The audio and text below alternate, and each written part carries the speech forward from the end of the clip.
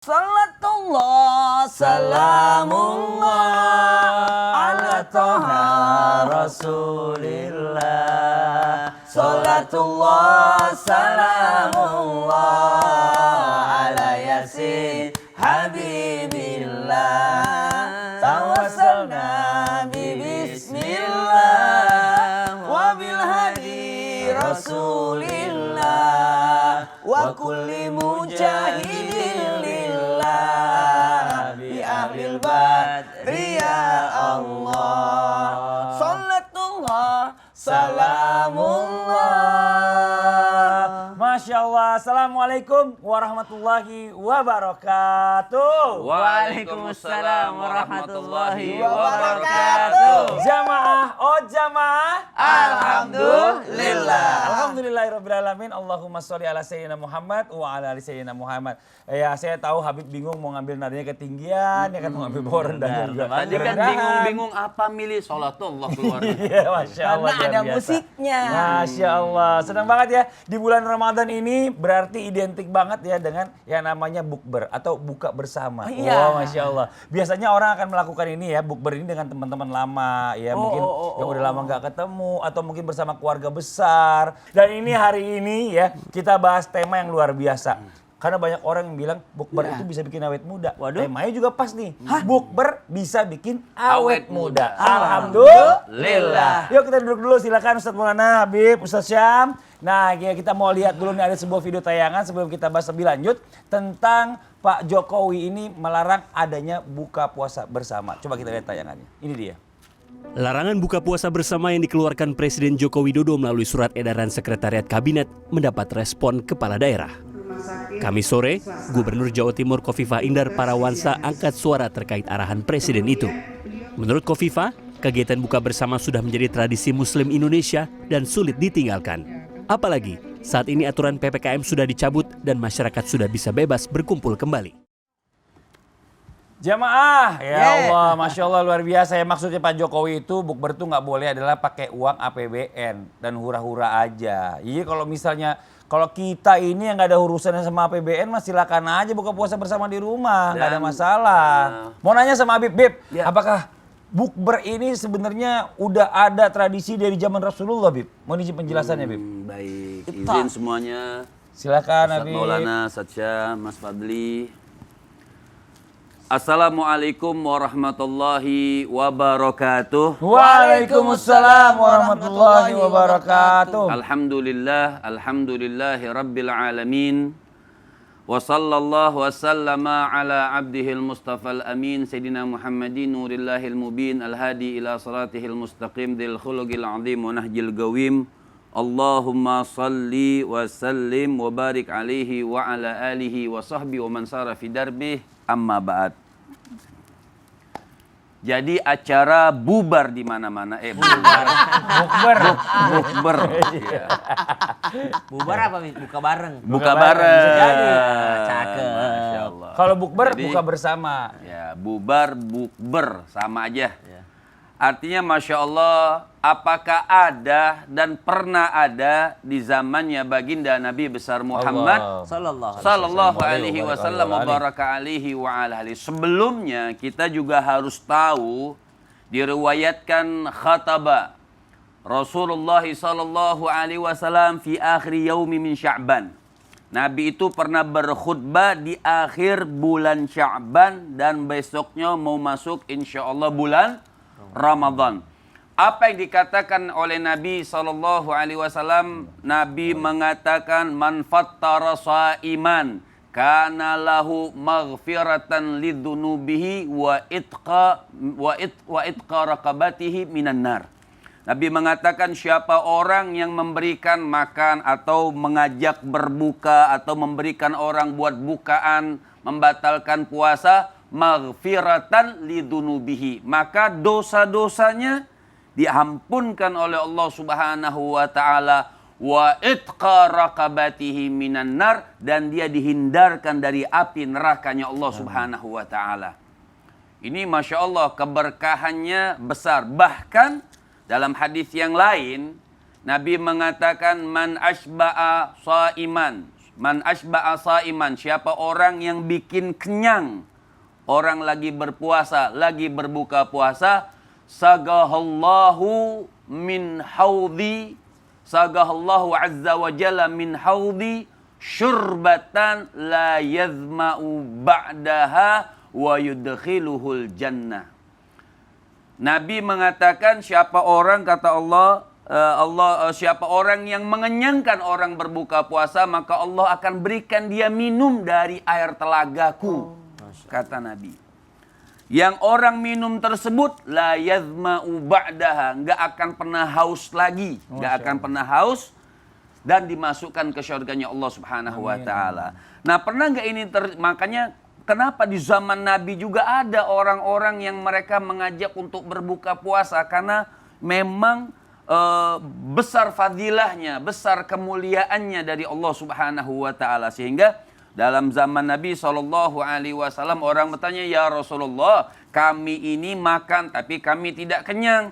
Maka Rasulullah membalas bertanya kepada mereka, apakah kalian makan sendiri-sendiri? Sahabat menjawab, ya kami makan sendiri-sendiri. Maka Nabi mengatakan, makanlah bersama-sama, niscaya Allah beri keberkahan buat kalian semuanya. Masya Allah. Nah, tapi tentunya kan itu namanya bukber. Tapi tentunya pemirsa nanti dibahas sama guru-guru kita, bukber yang bagaimana yang bagus. Nah, enggak semua bukber. Masya Allah. Terima kasih banyak. Saksikan berikutnya. Wih, terima kasih banyak Bib. Lagi semangat ya Bib kayaknya nih. Iya, semangat luar banget. biasa. Mentang-mentang hari ini mau bukber sama Tapi Masya Allah ya, terima kasih banyak Habib. Jadi memang bicara masalah tentang bukber ini, ternyata memang di zaman Rasulullah ini memang sudah disarankannya seperti itu.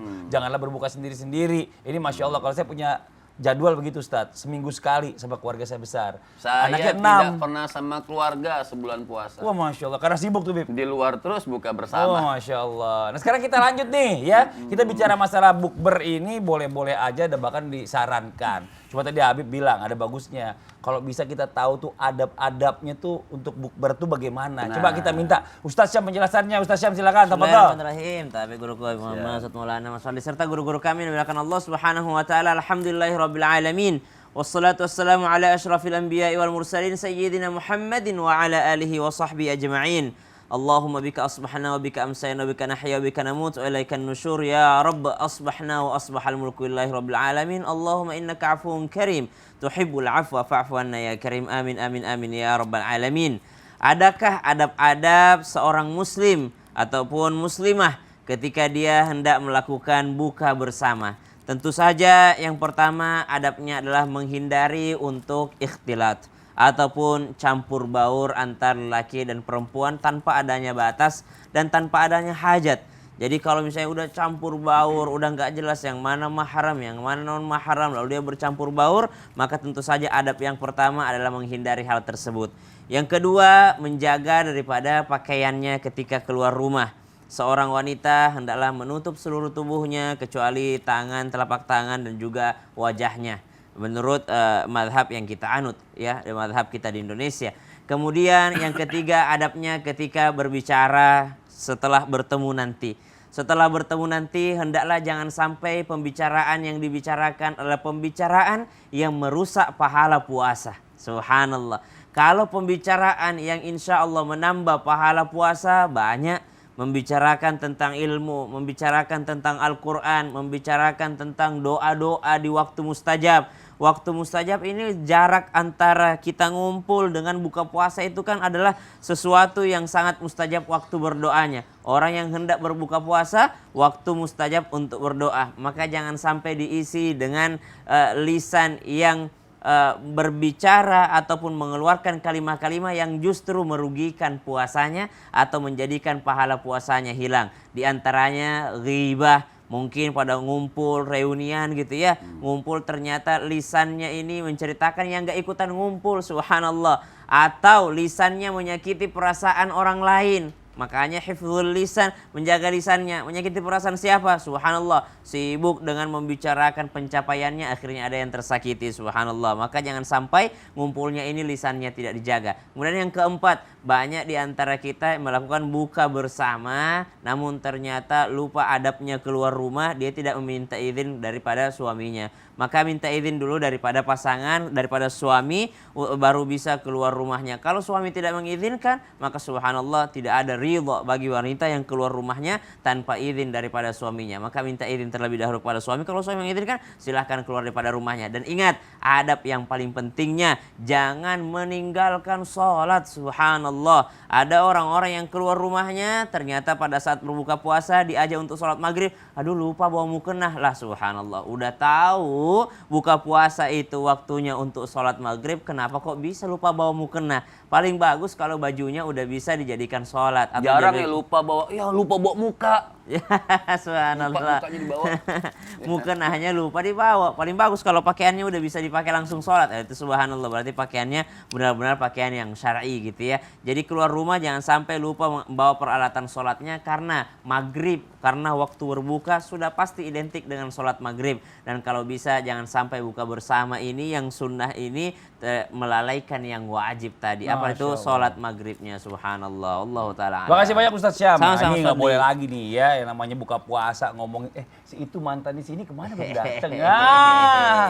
Jadi ada buka puasa, Iya. buka-bukaan. Nauzubillah min zalik, buka-bukaan aib masa lalu. Iya, Malah maksudnya nggak gitu. usah lah kalau sama temen ya. Bagus tadi tuh ngebahas sesuatu tentang Islam, bagaimana buka puasa yang baik ya. Doa bersama, Masya Allah. Nah sekarang kita lanjut lagi nih ya. Ini bicara masalah tentang hukum undangan bukber nih.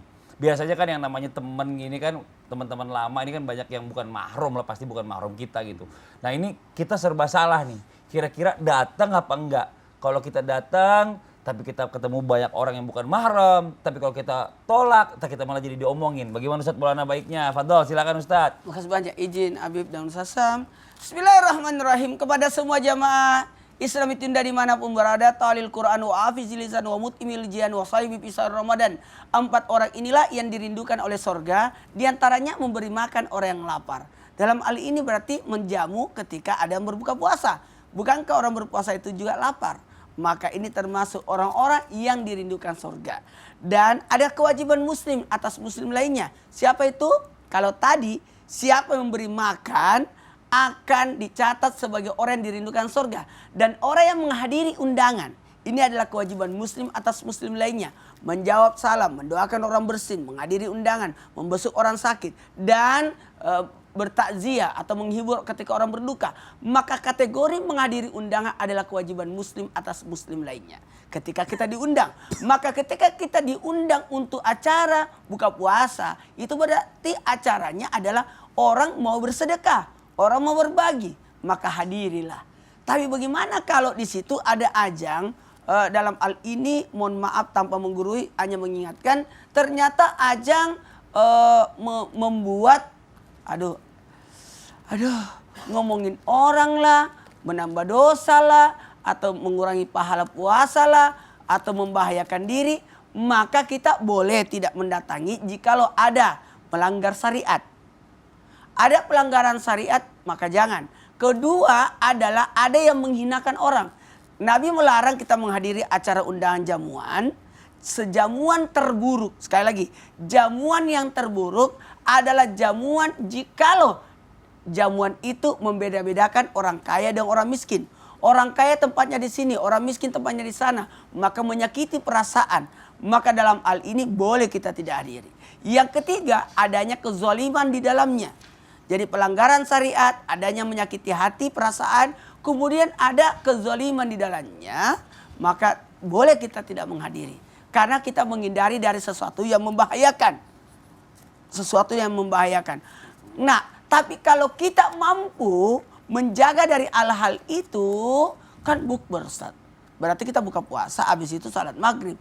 Bahkan dihadirkan Habib Muhammad Sahab, untuk tausiah. Itu kan bagus. Ada penceramanya.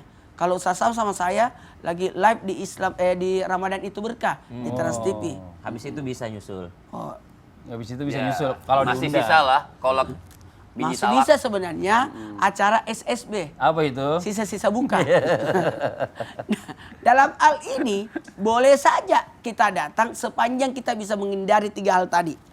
Pelanggaran syariat, menghinakan orang, kemudian adanya kezaliman.